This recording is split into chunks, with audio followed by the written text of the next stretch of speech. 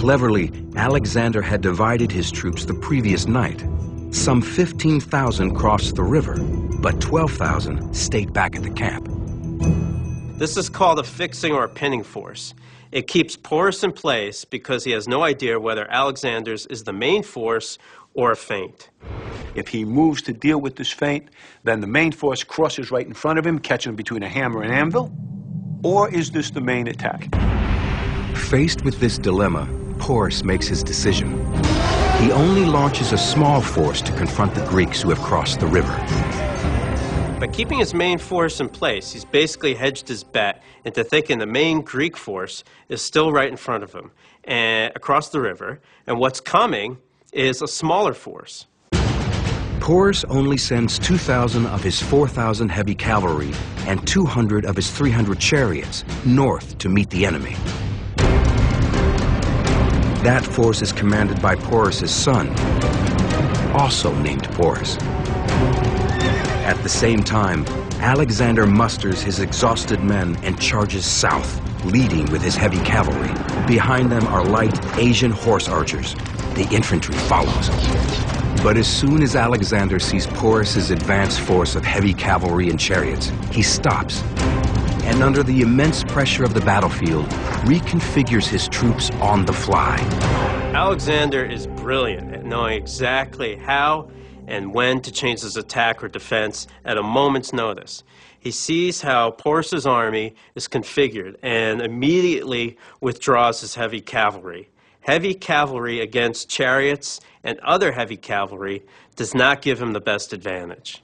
What would be better tactically is to send his light cavalry to harass and stop the movement of the army. That's what he does. He sends in his Iranian horse archers. It's a trick he learned from fighting these very same people in the eastern approaches of the Persian Empire. Alexander's light cavalry collides with young Porus's small force. And with that, the Battle of Hydaspes River begins.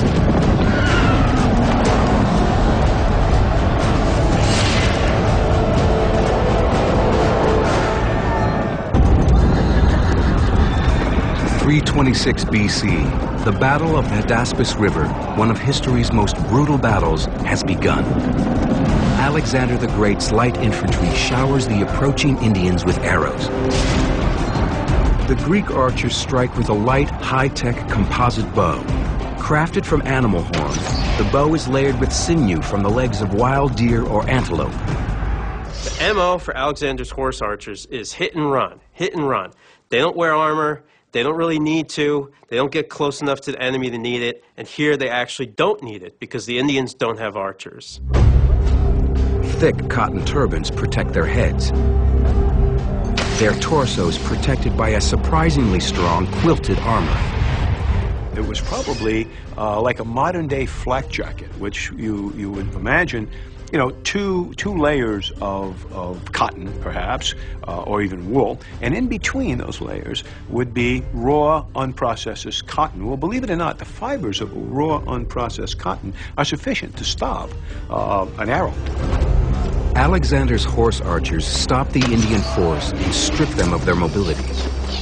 Their object is to take the steam out of the Indian cavalry attack and force them together. That's exactly what happens. Once they're gathered together, almost immobile, that's when Alexander commits his heavy squadrons of heavy Greek cavalry, and they just smash right through the gathered Indian cavalry, scattering.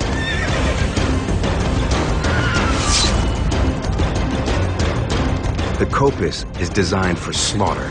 It has a forward-sloping blade for maximum impact on a downward strike. Once a butcher's tool, it works well on meat and enemies.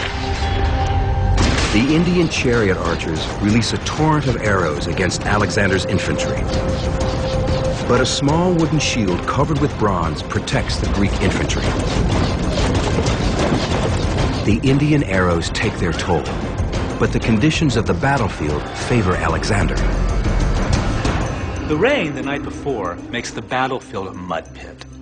These heavy, heavy chariots cannot maneuver their iron-shod wheels. They're absolutely useless in the mud. The Indians are outnumbered and outmaneuvered. close to 500 Indian cavalrymen are killed.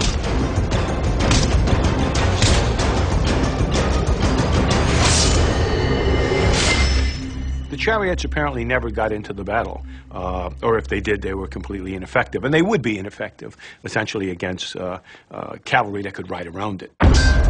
Among the dead is young Porus.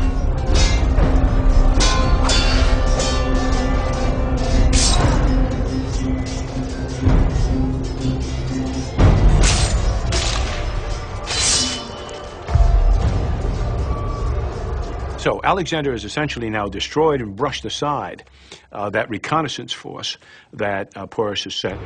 The survivors retreat back to the senior Porus's camp. They tell him his son is dead and that Alexander is indeed leading the main force. And they're heading this way. By now, Porus understands that the Greek contingent across the river is just a fixing force, meant to paralyze him. What Porus does at this point, he's still in danger of a cross-river attack, so he leaves a strong rear guard there to deal with that attack if it comes. He pulls the rest of the army out of the camp and starts to move it upstream to meet Alexander. About 3 hours later, they stop at a good battle site. What the texts say is that a place where he found the first firm ground is where Porus deployed his army. Why would he be looking for firm ground? Well, there are two reasons. One is he had 200 chariots at his disposal. The second thing is elephants. Elephants are heavy, and you don't want them slipping and sliding all over the battlefield. Porus positions his army. A few miles north, Alexander picks up reinforcements. Before he crossed the Hydaspes, Alexander, in addition to splitting his forces, had also stationed a reserve force midway between his main camp and the crossing point. So he hadn't divided his army into two the night before.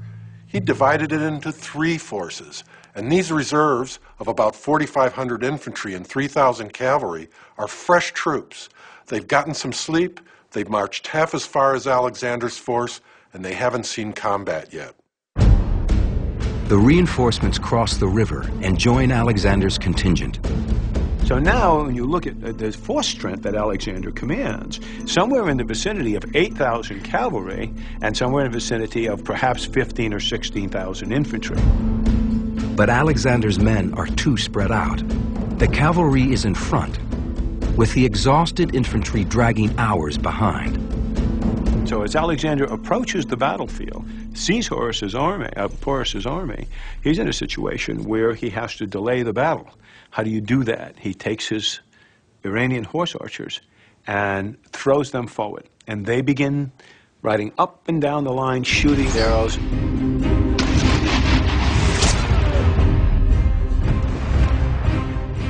Now is the time when Porus should have attacked. Maybe he wasn't ready. Maybe he wasn't in an aggressive frame of mind. We don't know. But it looks like he was going to accept the battle that Alexander presented. Porus has allowed Alexander the time for his infantry to arrive and to study the formation of Porus's troops. In front, a line of 200 battle-tested war elephants.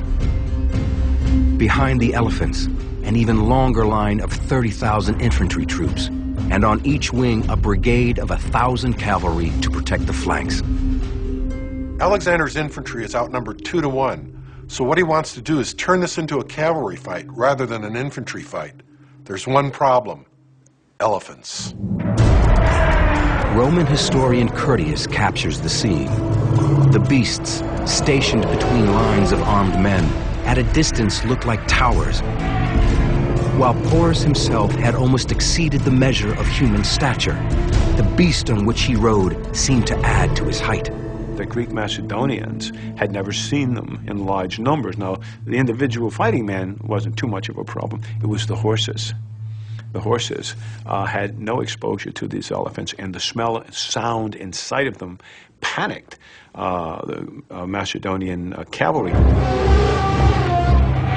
Alexander must revise his tactical plan to make effective use of his cavalry, or this battle and his best chance to conquer India will be lost.